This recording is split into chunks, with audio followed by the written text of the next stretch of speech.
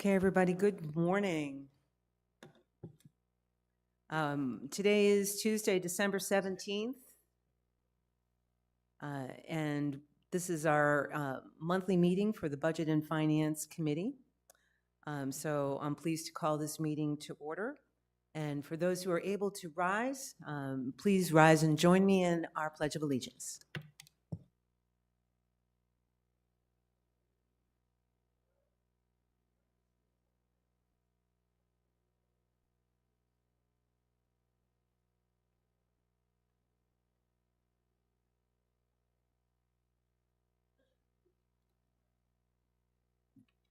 Thank you all. We do have a quorum, although we're a bit diminished today. We have two of our members who are on an excused absence. Both Ed and David will not be with us. We have one of our committee members who is remote, that's Mickey Jacobs. But Mickey is here and fully engaged, although we can't see her in person. So thank you, Mickey, and thanks to the rest of the committee. Before we'll go to 1.04 and I'll give you a rundown of our meeting procedures. The governing board conducts all of its meetings, including committee meetings, in compliance with Arizona open meeting laws per ARS 33-1804 and in concert with RCSCW bylaws, policies, and standing rules. Parliamentary procedures, as outlined in the most recent edition of Robert's Rules of Order, will also be followed, consistent with Bylaw 3.07, Procedures for Owner-Member Meetings, and Standing Rules number 2 and number 3. All questions and comments are directed to me, the committee chairperson. All comments are entertained at the discretion of the committee chairperson. Speakers shall state their name and member number and speak in a courteous manner. The committee chairperson may limit commentary time and the number of commentators and speakers on any issue.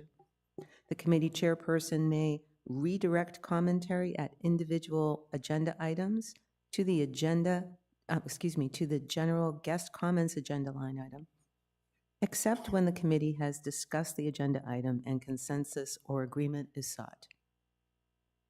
All fire and room safety precautions and regulations are strictly obeyed at all meetings per the guidance of the Arizona Fire and Medical Authority.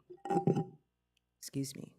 The committee chairperson. Talking about what this presentation is, we're going to look at the financial results compared to budget and prior year for the current month, and then year to date. Then we're going to move down into the capital section, do the same thing, and then we'll look at the capital improvement budget and where we're at, and as well as the fully funded balance. So started. November, right on budget, 13,000 favorable in revenue. Just kind of came in right at budget. I don't know what else to say about that. I will say though, golf bounced back a little bit from October, and we do have an aggressive golf budget this year in rounds. So not to be alarmed. If you see a little bit of a variance there, we're getting after it. Looking at on the expense side, 221,000 favorable. We talked last month about the landscape maintenance and the chemical purchase that Todd made, and talked about the timing of when that happened and what the reason behind that was. So that swung back to a favorable for the month, and then you'll see year to date where we're at. But overall, 221,000 favorable. So for the month of November, 234,000 favorable compared to budget. Comparing that to prior year, 295 favorable in the operating income from operations. Looking year to date, 73,000 unfavorable. Again, we're just trying to hit that budget number for golf, and we'll continue to monitor that as we roll through the year. We did have a little bit of a hiccup at Echo Mesa with the vandalism that happened over there, so that didn't help us in November with some lost rounds due to a closure over there. But overall, 73,000 unfavorable through the month of November, year to date, on revenue. And looking at the expense structure, 266, 636 overall, but 266 is in wages and benefits. Most of that is tied to open seats and overtime. I will say, compared to last year, especially in the golf maintenance world, we've had a better turnout in terms of our filled seats. So with that said, we've had a significant savings in overtime through compared to last year, around 31,000, which is about 900 hours of overtime compared to last year. So if you look at the budget in terms of overall FTEs, we're about 9 FTEs favorable to budget in our total hours for the year. So that's driving that 266. And if you tie the benefits and the overtime and the insurance and all those things and taxes, that's creating that favorable variance to budget and wages and benefits. So good news there.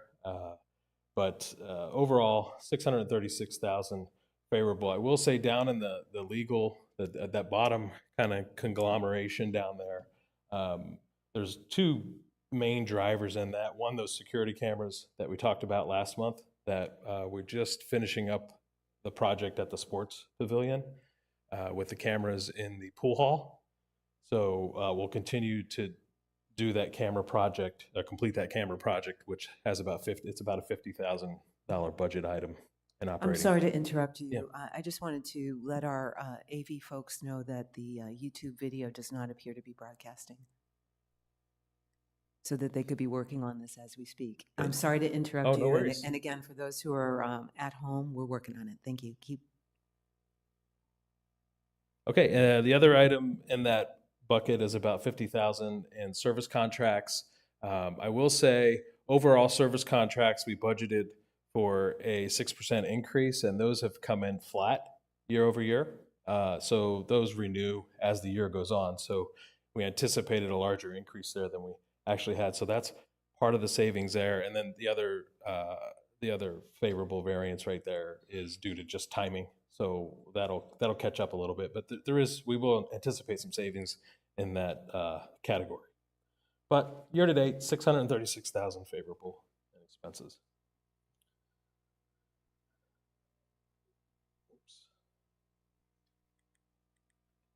So overall, income from operations, 563,000 favorable for the month of November.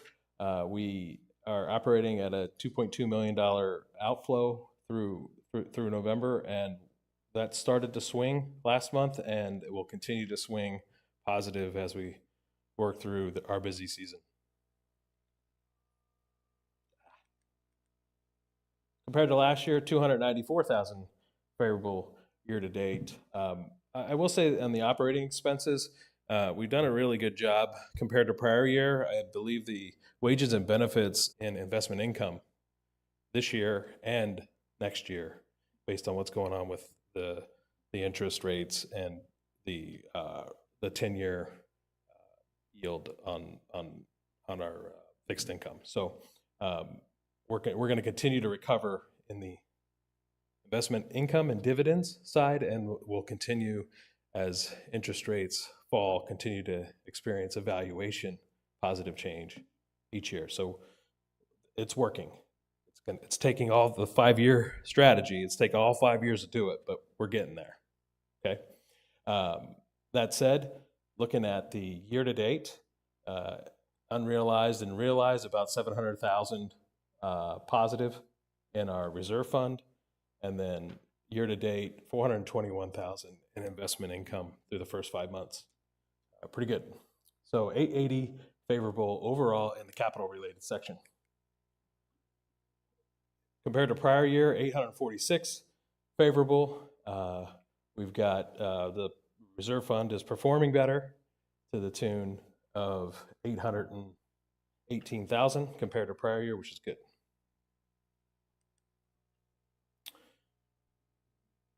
So at 818, just talked about that, at a 695 plus versus a 123 minus. And then on APF fees, 172,000 favorable. We're still 21 behind, or 5% behind prior year in terms of the number of transactions, but with the increase in the APF fee, we have 172,000 favorable in income.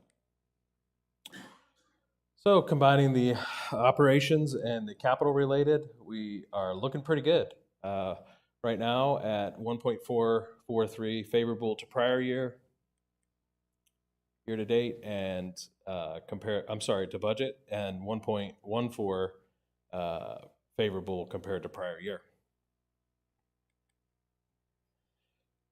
So let's talk about our capital improvement budget. In this budget, we've got 9.9 million budgeted, and we're still projected at this point to, if all of the POs that are issued come in and all the items that we haven't completed come in at budget, with the current savings, we'll be at 168,000 in savings. The details of that capital improvement budget are on these spreadsheets, so feel free to take a look at those. But you can see how we come to the 168,000.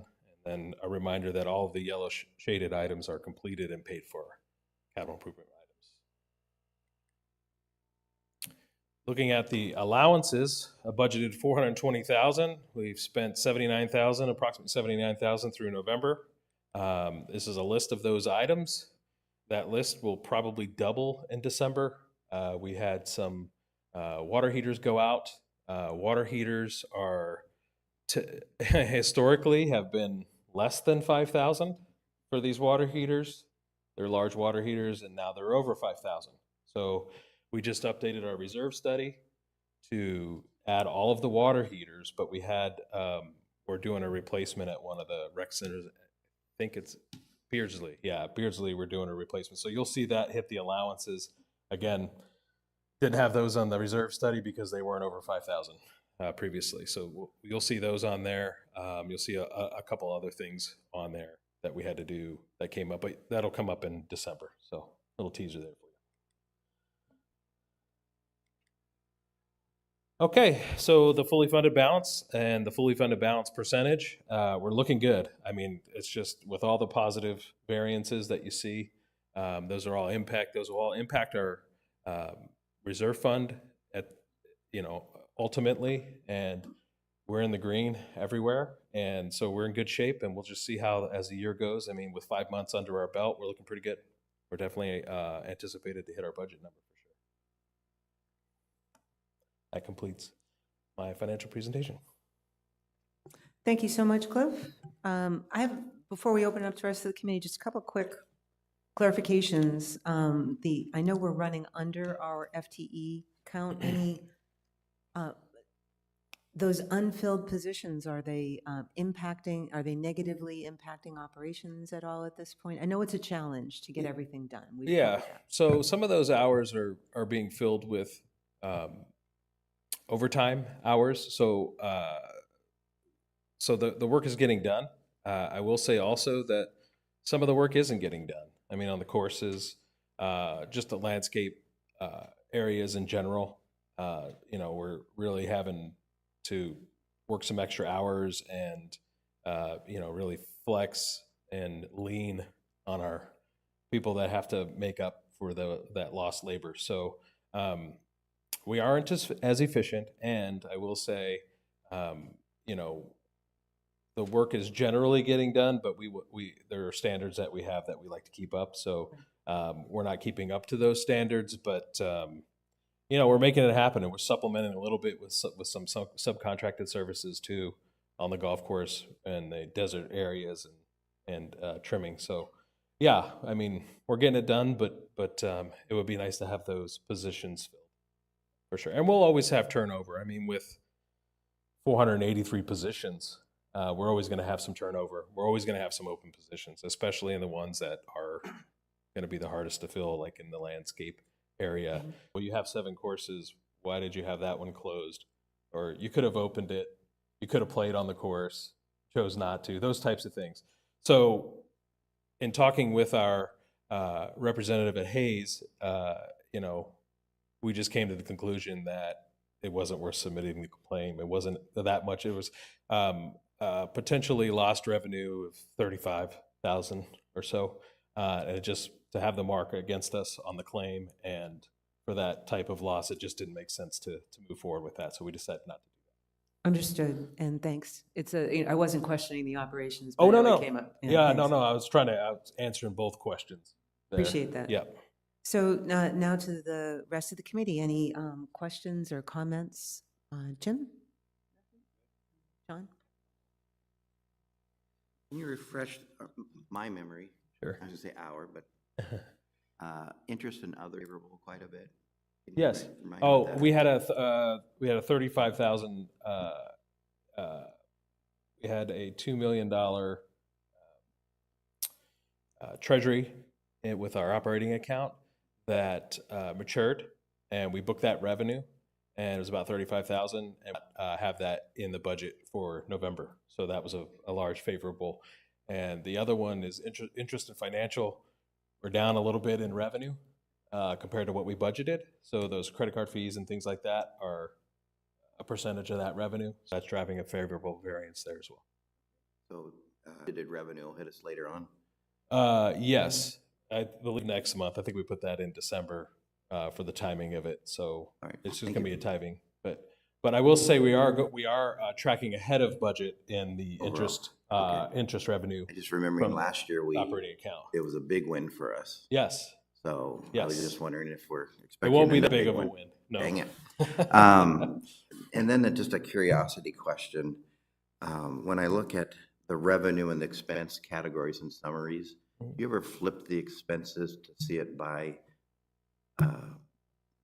profit center, so that you see, do you also document? We do. So we present those at Golf and Sports Pavilion for those divisions. Mhm. And yes, we absolutely do.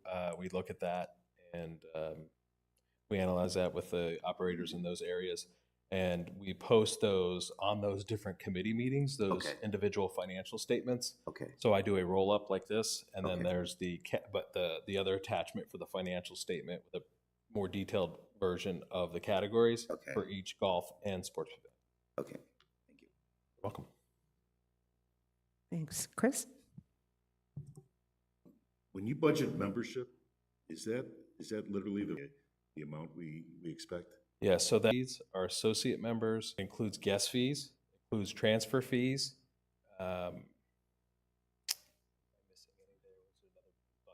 It includes all of those revenue sources. Okay. And they do fluctuate a little bit. So we're running a little bit behind That was my question, our really. member fees, but we're running ahead on our tenant fees because tenants are higher this year. So So this month that we're reporting is $4,000 negative, Yes. 40,000 for the year. yes. Is that within the normal fluctuation, you think? Yes. Or is- Oh, yeah. Okay. Oh, yeah. And Rick, any questions, comments? Mickey? The only comment that I would make is that when you look at how accurately, I would say that with some variances negative, just really goes to the quality of the budgeting process. And I would say that I am impressed by how close the actuals and the budgets are. Thanks for that comment. It mirrors my experience as well, that if we looked at percentage variance and so forth, we're routinely very close. And that's really what I look for. So thank you. Any other, do we have any questions from our residents? Nothing in the room. And again, online, the only thing that we're noting when it gets to this point we had a little bit of a glitch in starting our live stream. And thank you to our team for resuming that. It looks like the rest of us. So it's a little bit of a time travel issue. So when you do hear my voice, not be able to get to them in a timely manner, we'll do our best. If the meeting has concluded, feel free to email me at christine.novello@suncitywest.com, and we'll do our best to get back to those. So that's it. Thanks again, Cliff. You can stay where you are because I believe you're next up as well for 3.02. Give us a quick overview of our reserve study. Okay, thank you.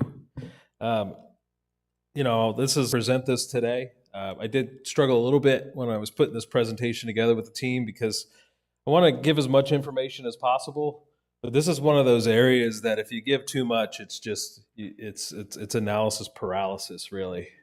So we just really want to talk about the impact of of what happens here, but feel free to ask any questions and we can work down through that. So that said, let's get in it. So what is a reserve study? So the reserve study is a budget planning tool for us, to offset ongoing deterioration